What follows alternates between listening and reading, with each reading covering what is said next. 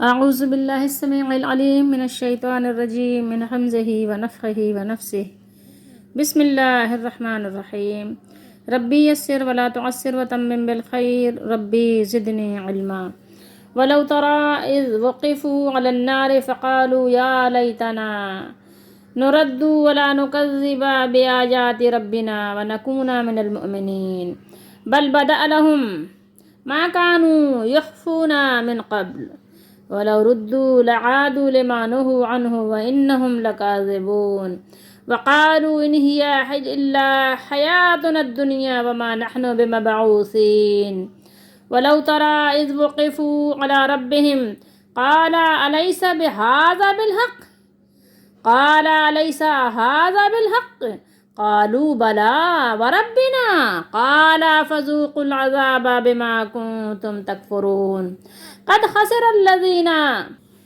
كذبوا بلقاء الله حتى إذا جاءتهم الساعة بغتة قالوا يا حسرتنا على ما فرطنا فيها وهم يحملون أوزارهم على ظهورهم ألا ساء ما يزرون وما الحياة الدنيا إلا لعب ولهو وللدار الآخرة خير للذين يتقون فلا تعقلون قد نعلم إنه لا يحزنك الذين يقولون فإنهم لا يكذبونك ولكن الظالمين بآيات الله يجحدون۔ سورۃ الانعام کی ہم نے 7 آیات تلاوت کی ہیں، 7واں سپارہ ہے۔ ترجمہ یہ احمد رضا کا کنز الایمان ہے۔ لو یہاں پر ترجمہ یہاں پر ہوا ہے کبھی تم دیکھو۔ دیکھنے کا مطلب ترا ہے، اور تا جو ہے تم کے معنی میں ہے، یعنی آپ صلی اللہ علیہ وسلم سے خطاب ہے۔ لیکن لو کا ترجمہ یہاں پر کبھی ہوا ہے، اور کسی نے کاش کیا ہے اور کسی نے اگر کیا ہے، بہرحال۔ اور کبھی تم دیکھو جب وہ آگ پر کھڑے کیے جائیں گے تو کہیں گے کاش۔ کاش کس کا ترجمہ یہاں پہ یہ ہے یا لیتنا، یا لیتنا۔ یا لیتنا کا ترجمہ آپ یوں بھی کر سکتے ہیں، اے حسرت، ہائے افسوس، اے کاش، جیسے اردو میں آپ کہتے ہیں نا، ہائے وائے، سب اردو میں بولتے ہیں اسی طریقے سے کہ اے کاش کہ واپسی ہوتی، اے کاش۔ کبھی اس کا معنی یہ بھی ہوتا ہائے خرابی، ہائے بربادی، بہرحال۔ تو اے کاش کسی طرح ہم واپس بھیجے جائیں۔ کاش کہاں واپس بھیجے جائیں؟ جہاں سے آئے ہیں، دنیا میں۔ نردو، اور اپنے رب کی آیتیں نہ جھٹلائیں۔ اگر واپس آ جائیں، ٹھیک ہے، واپسی ممکن ہو جائے ہمارے لیے، تو اب جو کر کے آئیں وہ کر کے نہیں آئیں گے۔ اپنے رب کی آیتوں کو نکذب بآیات ربنا، اپنے رب کی آیات کو ہرگز نہ جھٹلائیں اور مسلمان ہو جائیں۔ وَنَكُونَ مِنَ الْمُؤْمِنِينَ، مومنین ہو جائیں، مومنوں میں اپنے آپ کو شامل کر لیں۔ بل بدا لہم، بلکہ ان پر کھل گیا، اب تو ان پر ساری بات واضح ہو گئی، کھل گیا جو پہلے چھپاتے تھے۔ اور اگر واپس بھیجے جائیں تو پھر وہی کریں جس سے منع کیے گئے تھے، اور بے شک وہ ضرور جھوٹے ہیں، اپنی اس بات میں بھی جھوٹے ہیں۔ اور بولے اور کہا وہ تو یہی ہماری دنیا کی زندگی ہے۔ جب دنیا میں تھے تو کیا کہتے تھے؟ کھیل تماشا سمجھ رکھا تھا نا، بس عیش کرو، جو جی میں آئے کرو، کچھ نہیں یار، ابھی تو دیکھو، مریں گے تو دیکھا جائے گا۔ تو کہتے تھے تو یہی ہماری دنیا کی زندگی ہے یار، یہاں پہ موج کرو، عیش کرو۔ ابھی تم یار کہاں قبر کی حشر کی باتیں لے کے بیٹھ جاتے ہو؟ تمہارے ساتھ تو بیٹھنا یعنی بہت بورنگ ہوتا ہے، بہت بور ہو تم بالکل سے، اور ہمیں اٹھنا نہیں ہے، ہم اٹھائے نہیں جائیں گے۔ بس یہ زندگی ہے، جو ملی ہے اس سے فائدہ اٹھاؤ۔ ابھی کل کس نے دیکھی ہے یار؟ ایسی باتیں سنتے ہیں ابھی بھی آپ۔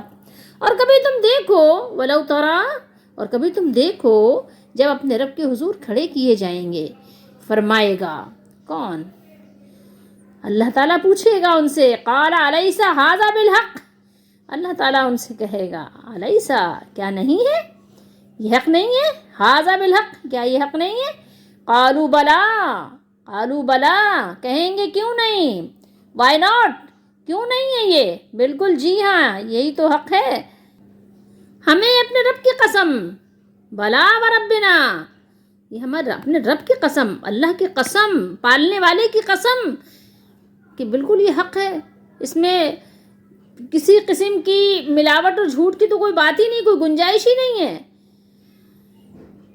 قال فذوقوا العذاب، فرمائے گا اللہ تعالیٰ، عرض فرمائیں گے تو اب عذاب چکھو بدلہ اپنے کفر کا، بے شک ہار میں رہے، خسارے میں رہے، خسر الذین، ہار میں رہے، خسارے میں رہے، گھاٹے میں رہے، نقصان میں رہے وہ جنہوں نے اپنے رب سے ملنے کا انکار کیا، یہاں تک کہ جب ان پر قیامت اچانک آ گئی۔ اچانک کا کیا مطلب ہوا؟ بتایا تو گیا تھا لیکن ڈیٹ تو فکس نہیں کی گئی تھی نا، تو جب آئی تو ان کے لیے تو اچانک ہی ہو گئی، اچانک آ گئی، بولے ہائے افسوس، یا حسرتنا۔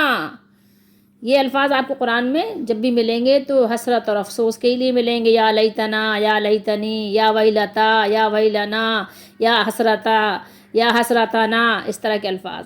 ہائے افسوس ہمارا اس پر کہ اس کے ماننے میں ہم نے تقصیر کی، اس کے ماننے میں، یہ فرتنا ابھی ہم اس کا بتاتے ہیں، تقصیر کی، دھوکہ کھا گئے، اور وہ اپنے بوجھ اپنے پیٹھ پر لادے ہوئے ہیں۔ پیٹھ پر بوجھ لادنا ایسے کہنا تو آسان ہے، لیکن جب آپ سفر پر ہوں اور آپ کے پاس زیادہ نہیں، صرف آپ کے پاس 2 بریف کیس ہوں، 2 سوٹ کیس ہوں، اور دونوں ہاتھوں میں آپ نے اٹھایا ہوا ہو، اور افسوس در افسوس کہ جو آپ کے ساتھ آپ کی وائف ہوں، آپ کی بیگم ہوں، ان کے پاس بھی ایک ہو، وہ تھک گئی ہوں تو کہیں نہیں اس کو بھی آپ اٹھا لیجئے، تو اس کو بھی آپ اپنے پیٹھ پر لاد لیں۔ اب آپ کے پاس 3 ہو گئے، دونوں ہاتھ بھی شل ہو رہے ہیں، پیٹھ پر بھی بوجھ لدا ہوا ہے۔ اب یہ بریف کیس جو آپ کے ہوں گے یہ کس کے ہوں گے؟ یہ گناہوں کے ہوں گے، اور جو دوسروں کو گمراہ کیا ہے، جو تمہاری وجہ سے دوسرے لوگ بھی بہکے ہیں، راہ سے بے راہ ہوئے ہیں، تو ان کے گناہوں کا بوجھ بھی ہوگا، اور ان کے بوجھ میں بھی کوئی کمی نہیں ہوگی۔ تو بوجھ جو اپنی پیٹھ پر لادے ہوئے ہیں، ارے کتنا برا بوجھ اٹھائے ہوئے ہیں، اس بوجھ کا کوئی فائدہ بھی نہیں ہے۔ دنیا کا جو بوجھ تھا، جو آپ نے ہینڈ کیری کیا تھا، تو اس کا فائدہ تو تھا کم از کم کہ منزل پہ پہنچ کے اس میں سے ظاہر اچھی چیزیں نکلیں گی، وہاں تو ظاہر ہے جو نکلیں گی چیزیں تو اس سے بھی آپ پناہ مانگیں گے کہ اللہ کی پناہ۔ کتنا برا بوجھ اٹھائے ہوئے ہیں، اور دنیا کی زندگی نہیں مگر کھیل کود، اور بے شک پچھلا گھر، پچھلا کون سا؟ اب جو آئے گا، ٹھیک ہے، اگلا تو یہ جو موجود ہے سامنے، پچھلا یہ کہ جو بعد میں آنے والا ہے، آخرہ۔ پچھلا گھر بھلا، بھلا سے مراد کیا ہے؟ خیر ہے، بہتر ہے، بہترین ہے، بیسٹ ہے ان کے لیے جو ڈرتے ہیں، متقیوں کے لیے، یتقون جو ڈرنے والے ہیں، جو اللہ تعالیٰ کا ڈر رکھتے ہیں۔ تو کیا تمہیں سمجھ نہیں ہے؟ عقل نہیں ہے تمہارے پاس؟ عقل ہے؟ نہیں ہے نا، اگر ہوتی تو پھر ایسا کیوں کرتے؟ ہمیں معلوم ہے کہ تمہیں رنج دیتی ہے، کس کو؟ نبی کریم صلی اللہ تعالیٰ علیہ وآلہ وسلم کو دکھ ہوتا ہے، رنج ہوتا ہے، افسوس ہوتا ہے۔ ایک اگر اچھے ماں باپ کے بچے خراب نکل جائیں تو ماں باپ کو بڑا رنج ہوتا ہے نا، کہ میرے بچے کیوں بہک گئے، میرے بچے کیوں راہ سے بے راہ کیوں ہو گئے، میرے بچے نالائق کیوں نکل گئے۔ ماں باپ کو بڑا دکھ ہوتا ہے نا، ہر ممکن کوشش ہوتی ہے میرے بچے راہ راست پر آ جائیں۔ تو نبی کریم صلی اللہ علیہ وسلم کے اپنے ان امتیوں پر آپ کو رنج ہوتا تھا، دکھی ہوتے تھے، یہ مان کے نہیں دے رہے ہیں، اپنے آپ کو جہنم کی طرف لے کے جا رہے ہیں۔ آپ فرماتے میں تو تمہیں کمر سے پکڑ پکڑ کر جہنم سے نکال رہا ہوں، لیکن تم ہو کہ گرے چلے جا رہے ہو۔ ہمیں معلوم ہے، اللہ فرما رہے ہیں کہ ہمیں معلوم ہے کہ تمہیں رنج دیتی ہے وہ بات جو یہ کہہ رہے ہیں، جو آپ پر یہ طرح طرح کے بہتان ترازی کر رہے ہیں، کبھی کچھ کہتے ہیں، کبھی کچھ کہتے ہیں، کبھی جھٹلاتے ہیں آپ کو، نبی نہیں مانتے، رسول نہیں مانتے، اور آپ کو اذیتیں دیتے ہیں۔ تو نبی کریم صلی اللہ علیہ وسلم کو رنج ہوتا تھا کہ آپ کو تو نہیں جھٹلا رہے ہیں، بلکہ یہ تو اللہ کو جھٹلا رہے ہیں، ان کا انجام کیا ہوگا۔ تو وہ تمہیں نہیں جھٹلاتے، وہ اللہ تعالیٰ تسلی دے رہے ہیں، وہ آپ کو نہیں جھٹلا رہے ہیں، وہ تو اپنے مالک کو ہی جھٹلاتے ہیں، بلکہ ظالم اللہ کی آیتوں سے انکار کرتے ہیں، اللہ کی آیتوں سے انکار کرتے ہیں۔ تو یہ آپ کو جھٹلانا، یہ اللہ کو جھٹلانا ہے، قرآن کو جھٹلانا، اللہ کو جھٹلانا ہے۔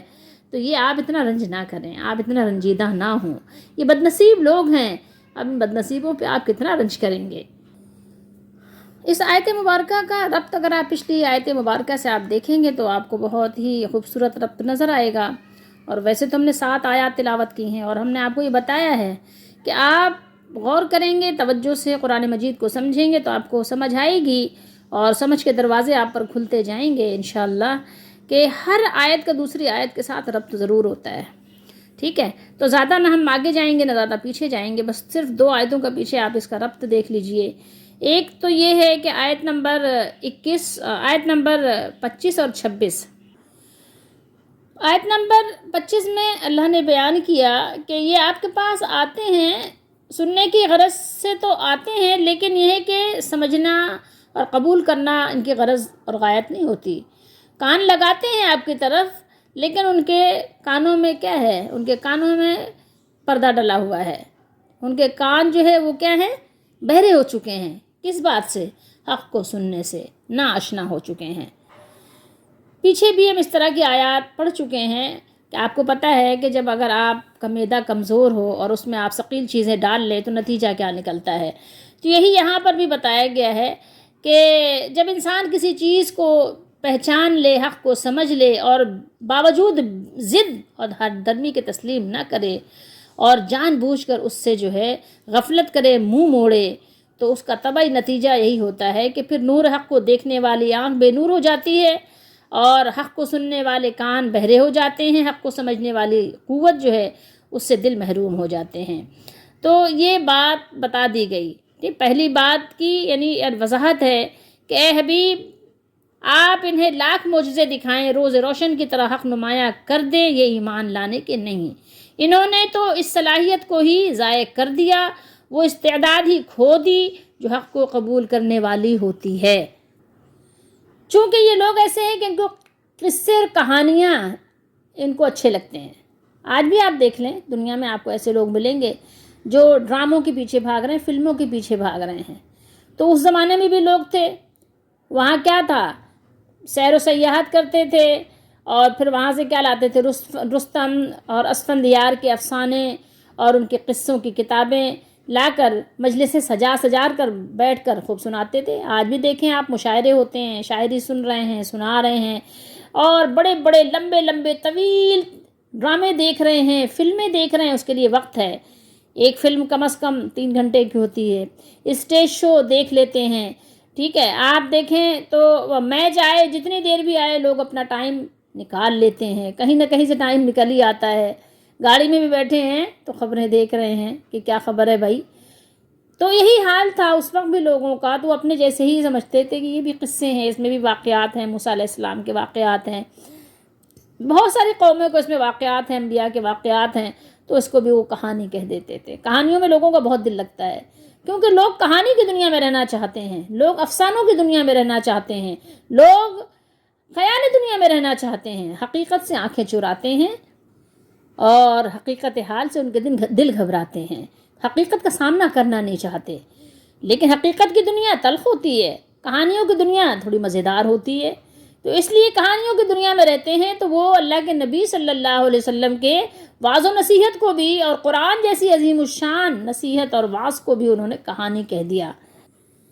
لیکن قرآن اور قرآن سنانے والے کہتے ہیں کہ اثر کرے نہ کرے تو سن تو لے میری فریاد، اثر کرے نہ کرے تو سن تو لے میری فریاد، نہیں ہے داد کا طالب یہ بندہ آزاد۔ آپ سے تعریف نہیں چاہتا یہ بندہ، بس صرف یہ چاہتا ہے قرآن سن لو، ممکن ہے کہ اثر کر ہی جائے، سن تو لو، لیکن نہیں، وہ ساری کہانیاں سن لیں گے، سارے افسانے سن لیں گے، سارے ڈرامے دیکھ لیں گے، لیکن اگر نہیں ٹائم ہے تو قرآن کے لیے نہیں ہے۔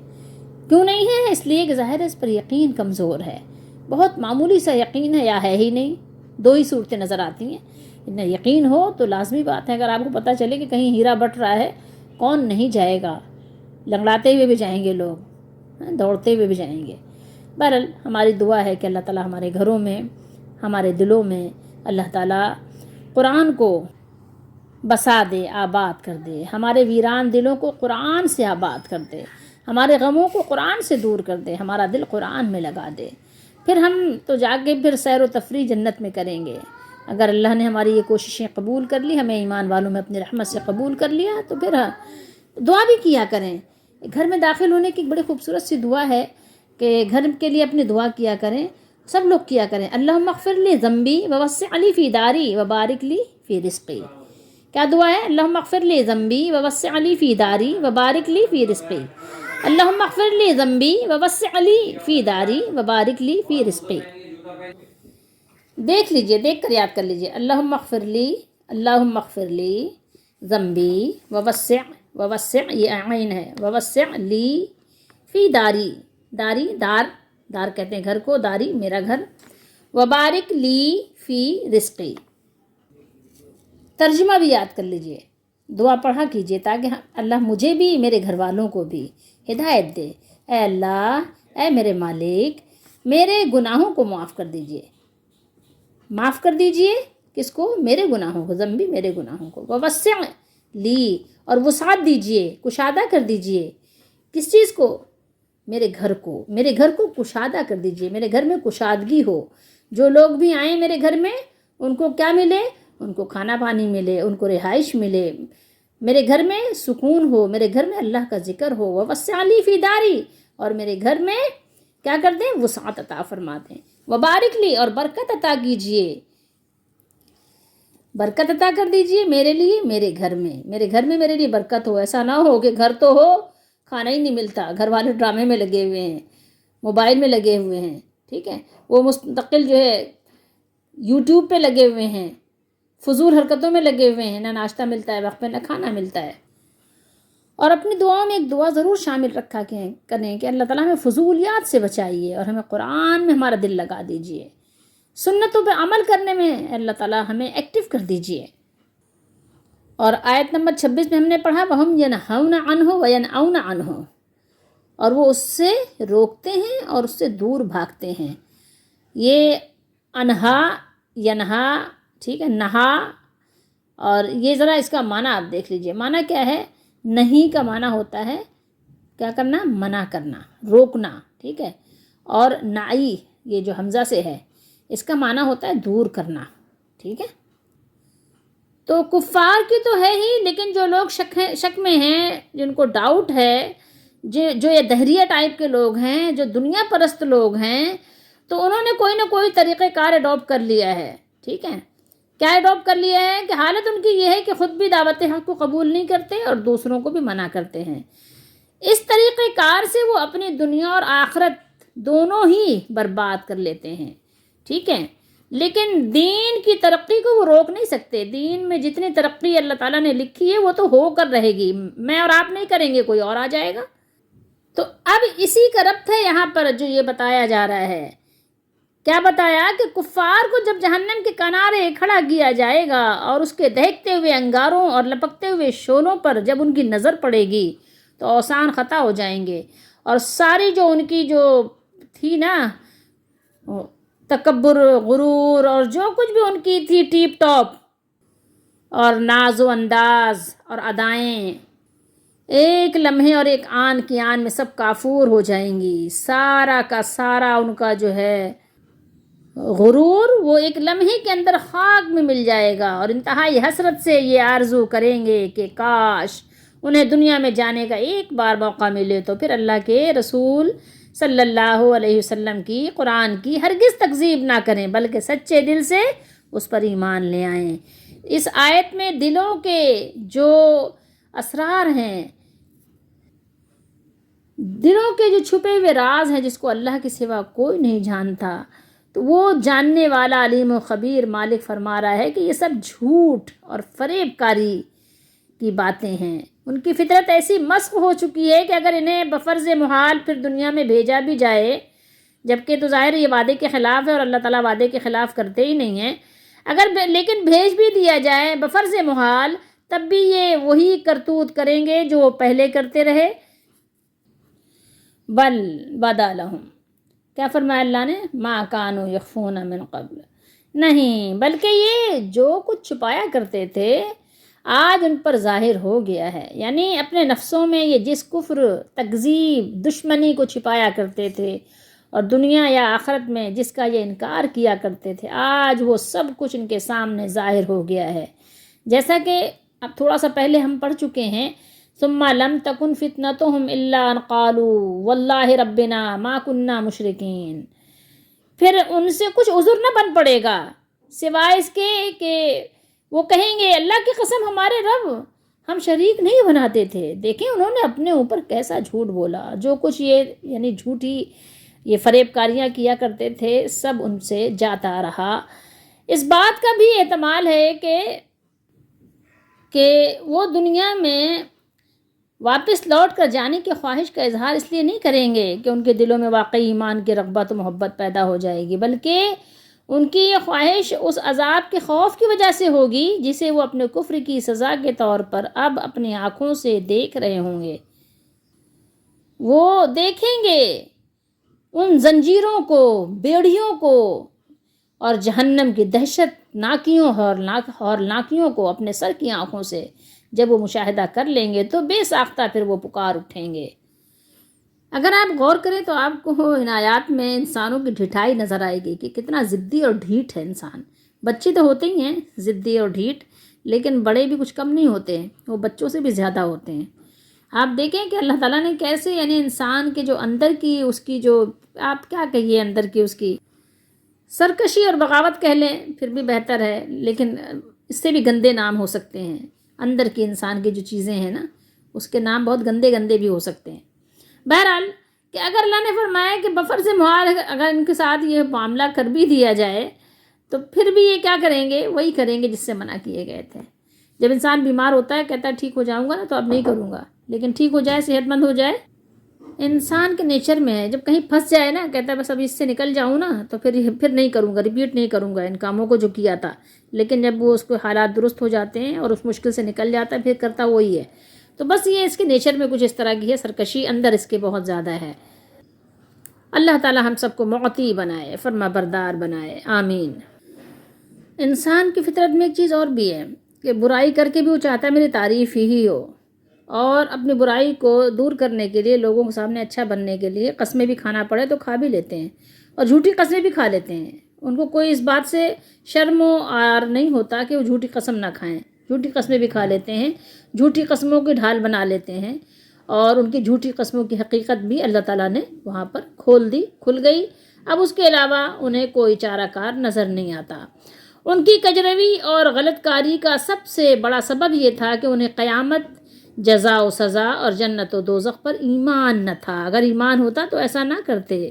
اگر آپ کا دیکھیں نا یقین ہے، آپ کے آفس میں اگر کوئی کام آ گیا ہے تو اگر آپ کے باس نے کہا ہے کہ جناب آپ کو کل اپنے ملک سے دوسرے ملک بیرون ملک سفر کرنا ہے تو آپ فوراً تیار ہو جاتے ہیں کیونکہ آپ کو فائدہ نظر آ رہا ہوتا ہے۔ تو اس لیے تو ان کا یہی عقیدہ تھا کہ زندگی بس یہی دنیاوی زندگی ہے، اس کے بعد اور کوئی زندگی نہیں جس میں اپنے اعمال کے نتائج سے دوچار ہونا پڑے۔ اس لیے وہ بالکل بے فکر ہو کر اپنی گمراہیوں میں کیا تھے؟ گم تھے، منہمک تھے، بالکل ڈوبے ہوئے تھے۔ دیکھیے یہاں قرآن نے بیان کیا ہے، کیا کہیں گے وہ منظر ہر کافر کے لیے، تمام کافروں کے لیے، ہر طرح کے جھٹلانے والوں کے لیے بہت ہی خطرناک اور ہولناک ہوگا۔ جب وہ اللہ کے حضور میں پیش کیے جائیں گے اللہ تعالیٰ ان سے دریافت فرمائیں گے کہ اب بتاؤ قیامت کے برپا ہونے کی جو خبر میرے رسولوں نے تمہیں دی تھی سچی تھی یا نہیں؟ اس وقت تسلیم کریں گے، لیکن اس روز کا تسلیم کرنا کچھ مفید نہیں ہوگا۔ سوچئے کیا کہیں گے وہ؟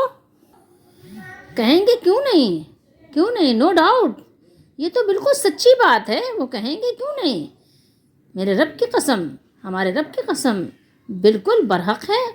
تو اللہ تعالیٰ فرمائیں گے اب کفر کے بدلے میں جو دنیا میں کرتے تھے عذاب کے مزے چکھو۔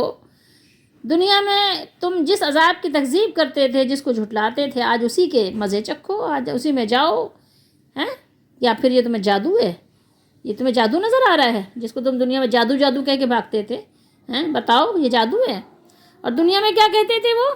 ایک گروہ ایسا بھی تھا نا، کفار مکہ میں بھی تھا اور آج بھی ہے۔ وَقَالُوا إِنْ هِيَ إِلَّا حَيَاتُنَا الدُّنْيَا وَمَا نَحْنُ بِمَبْعُوثِينَ۔ آج بھی ایسے بہت سے لوگ ہیں جو کہتے ہیں جناب یہ تو پھر یہ مولویوں کا ڈھکوسلا ہے، یہ تو بس یہ خواہ مخواہ کے یہ لوگ جو ہے نا ریجٹ ہیں اور یہ بس لوگوں کو ڈراتے رہتے ہیں، یہ کفر کے فتوے لگاتے رہتے ہیں، بس ان کا تو یہی معاملہ ہے اور فلاں دھم کا یہ وہ، آپ دنیا بھر کی باتیں آپ لوگوں سے سنیں گے۔ بہرحال دنیا کی موج مستی نے ہی جو ہے انبیاء علیہ الصلوۃ والسلام کو دیکھنے کے باوجود کفار کو ایسا دیوانہ بنایا تھا کہ ان کو انبیاء علیہ الصلوۃ والسلام کی باتیں بھی سمجھ نہیں آتی تھیں۔ وہ کہتے تھے دنیا کے سارے عیش و عشرت کو چھوڑ کر تم پتہ نہیں کہاں کی بات کرتے ہو، پتہ نہیں کون سے آخرت کی بات کرتے ہو۔ تو دہریہ ٹائپ لوگ آج بھی اسی طرح کی بات بہرحال کرتے ہیں۔ آئیے پھر دیکھیے اللہ نے کیا فرمایا، قد خسر الذین، بلا شبہ یقیناً خسارے میں رہے وہ لوگ جنہوں نے جھٹلایا اللہ سے ملاقات کو، بلقاء اللہ ہے۔ اب یہاں پر ایک چیز غور کیجئے کہ کچھ لوگ ہوتے ہیں نا جو اپنی ڈیوٹی سے بھی ناشناس ہوتے ہیں، یعنی فرض منصبی ان کا جو ہوتا ہے اس سے وہ ناشناس ہوتے ہیں۔ طالب علم بھی ہوتے ہیں کبھی جو اس غلط فہمی میں مبتلا ہوں کہ ان کا امتحان نہیں لیا جائے گا۔ 1 سال کا پورا ٹائم ہوتا ہے، اس ٹائم پیریڈ کو وہ کیا کریں، ضائع کر دیں، کھیل کود اور عیش و عشرت کی نظر کر دیں۔ اچانک جب ان کو بتایا جائے کہ وہ پیپر کی ڈیٹ آ گئی ہے، اناؤنس ہو گئی ہے، میاں صاحبزادے کل آپ کا امتحان ہے، تیار ہو جاؤ، تو یہ خبر اس کے خرمن ہوش پر بجلی بن کر گرتی ہے اور وہ سال بھر کی غفلتوں پر اپنے آپ کو کیا کرتا ہے، کوسنے لگے گا۔ اسی سے آپ اندازہ کر لیجئے، بہت ساری مثالیں ہیں جو کہ ہم آپ کو اس میں سما نہیں سکتے۔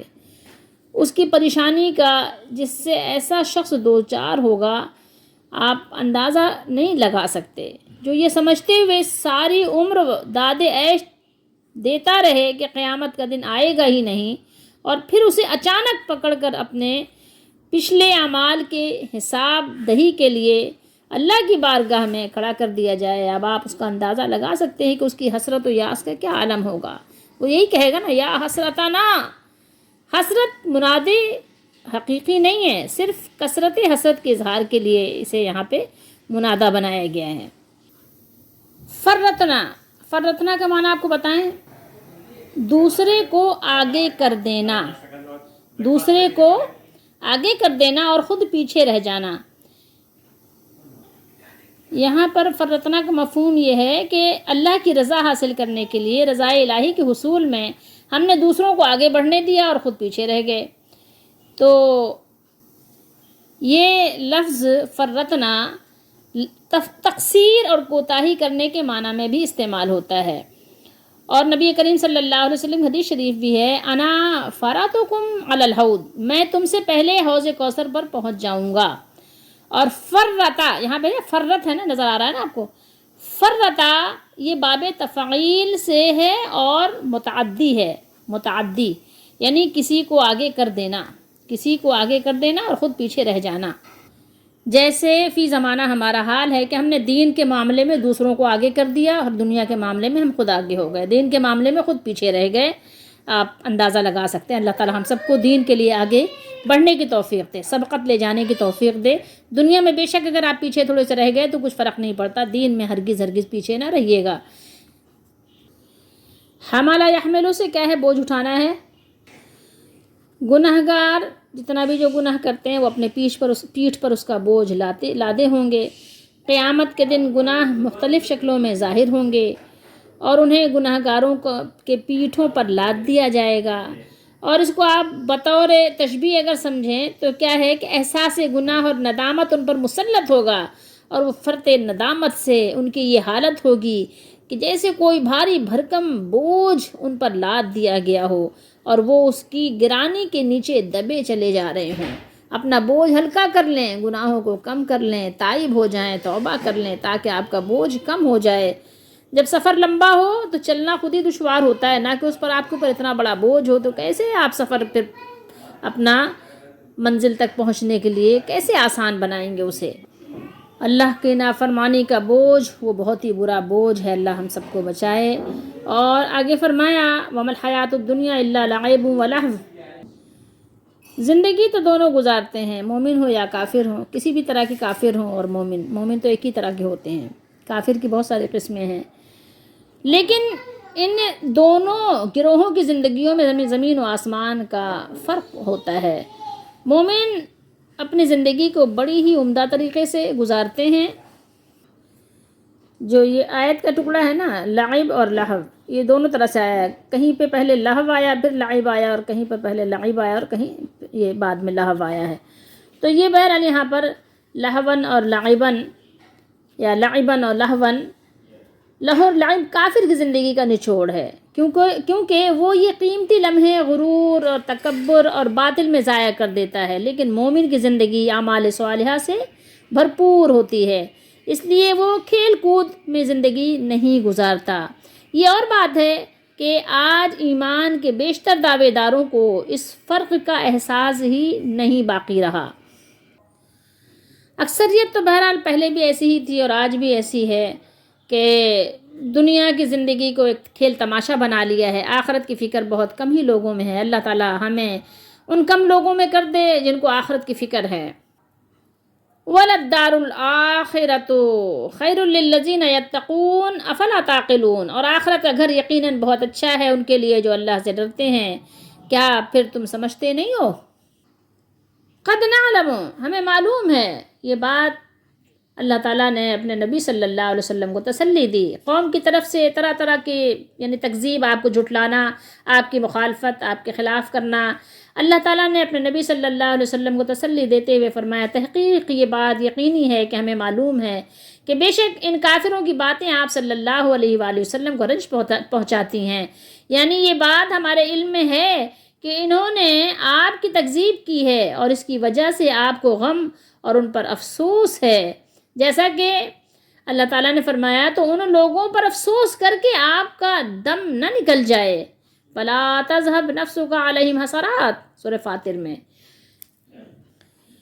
یہ لوگ، یہ کفار، یہ آپ کو نہیں جھٹلا رہے ہیں، حقیقت یہ ہے کہ یہ لوگ تو اللہ تعالیٰ ہی کو جھٹلا رہے ہیں، اللہ کی آیات کو جھٹلا رہے ہیں، کیونکہ شخصی لحاظ سے تو آپ کو جھٹلا ہی نہیں رہ سکتے۔ یہ آپ کے نبوت سے پہلے کے 40 سال اس کا ثبوت ہے۔ آپ جب تک آپ صلی اللہ علیہ وآلہ وسلم نے نبوت کا اعلان نہیں کیا تھا، آپ کی قوم کے تمام لوگ آپ کو کیا کہتے تھے؟ صادق کہتے تھے، امین کہتے تھے کہ آپ سچے ہیں، آپ امانت دار ہیں۔ لیکن جو ہی آپ نے اپنی نبوت کا اعلان کیا اور انہوں نے اللہ تعالیٰ کی آیات سنی اور آپ نے سنانا شروع کی، تو ان میں سے اکثر آپ کی مخالفت پر کمر بستہ ہو گئے، آپ کے دشمن بن گئے اور آپ کو نعوذ باللہ جھوٹا قرار دینے لگے۔ تو یہ ہے کفار کے تمام حالات، اور یہ ہے اللہ کے نبی صلی اللہ علیہ وآلہ وسلم کے تبلیغ اور آپ کی محبت، اپنی امت کو پیغام پہنچانے کا، آپ صلی اللہ علیہ وسلم کا شوق، ذوق، محنت۔ آپ ذرا غور کیجئے، یہ ان آیات میں ہمارے لیے بھی کتنے سبق پوشیدہ ہیں۔ اللہ تعالی ہم سب کو قرآن مجید کو سمجھنے کی توفیق دے۔ غور فرمائیے، جب نبی کریم صلی اللہ تعالیٰ علیہ وآلہ وسلم، وہ محترم اور مکرم رسول جنہوں نے ہمیں عقیدہ توحید سے آشنا کیا، جب لوگوں نے ان کو نہیں چھوڑا، جب لوگوں نے ان کو اذیتیں تکلیفیں پہنچائیں، کہ جب اللہ تعالیٰ نے فرمایا کہ آپ کو تکلیفیں دیتی ہیں ان کی باتیں، جب ان کو لوگوں نے نہیں چھوڑا، نبیوں کو نہیں چھوڑا، آخری نبی کو نہیں چھوڑا، تو مجھے اور آپ کو ظاہر ہے کہ اگر دین پہ چلیں گے تو لوگ کیوں چھوڑیں گے؟ لوگ مجھے اور آپ کو کیوں ہماری راستوں میں کیوں وہ مخمل بچھائیں گے؟ ایسا ممکن نہیں ہے۔ جب اللہ کے نبیوں کو اذیتیں تکلیفیں پہنچائی گئی ہیں، اللہ کے نبیوں نے اور بالخصوص محمد رسول اللہ نے ہمیں جہنم کے راستے سے ہٹا کر جنت کے راستے پہ ڈالا۔ آپ صلی اللہ علیہ وسلم نے ہمیں اللہ کی بندگی اور زندگی گزارنے کا سلیقہ سکھایا۔ آپ نے ہمیں بامقصد زندگی بسر کرنے کی تعلیم دی اور ہمیں اٹھنے بیٹھنے، چلنے پھرنے، سونے جاگنے، کھانے پینے اور گفتگو کرنے کا، حتیٰ کہ طہارت اور پاکیزگی کے آداب سکھلائے۔ آپ نے ہم تک دین پہنچانے کے لیے بے پناہ مشکلات اور مصائب اور مظالم برداشت کیے۔ آپ نے پتھر مارنے والوں کو، لہو لہان کرنے والوں کے لیے ہدایت کی دعائیں مانگی۔ آپ نے دشمن پر دسترست حاصل ہونے کے بعد کمال شفقت اور مہربانی سے انہیں معاف فرما دیا۔ آپ نے رات کی تنہائیوں میں ہمارے لیے معافی کی، اللہ تعالیٰ سے مغفرت کی، دعائیں مانگی۔ آپ نے 7 آسمانوں کے اوپر جا کر بھی ہمیں فراموش نہیں فرمایا۔ آپ صلی اللہ علیہ وسلم کبھی ساری رات ہمارے غم میں آنسو بہاتے رہے۔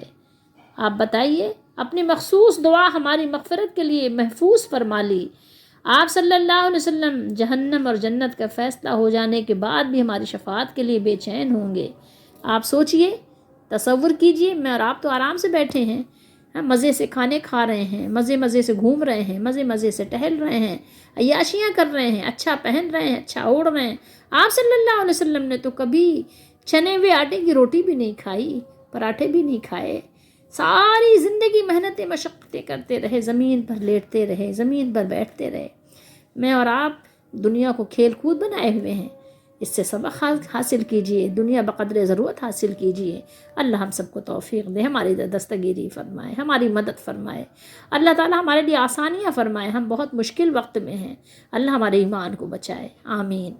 اللہ تعالی ہم سب کی دستگیری فرمائے۔